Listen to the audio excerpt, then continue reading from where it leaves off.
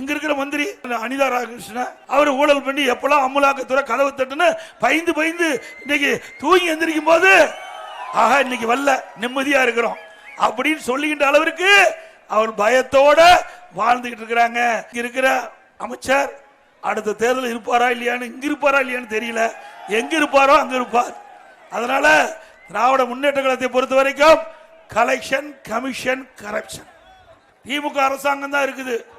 எப்படா அமலாக்கத்துறை வரும் நம்மளை கைது பண்ணுவான்னு தினம் தினம் தூக்கத்தை தொலைச்சிருக்காங்க. எந்த மந்திரி தூங்குறது இல்ல.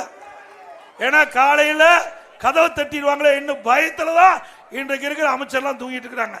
ஏன்னா அவ்வளவு லஞ்ச லாவணியம் தமிழகத்தில் தாண்டமாடுது. எல்லாமே ஊழல், ஊழலாத துறையே இல்லை. ஆகவேதான் இன்றைக்கு இருக்கின்ற அமைச்சர்களும் பயந்து நடுங்கி அமலாக்கத்துறை எப்ப நம்ம வீட்டு கதவை தட்டும்னு பயத்தோட வாழ்ந்து கொண்டிருக்கின்ற காட்சி தமிழகத்தில் பார்க்க முடியுது.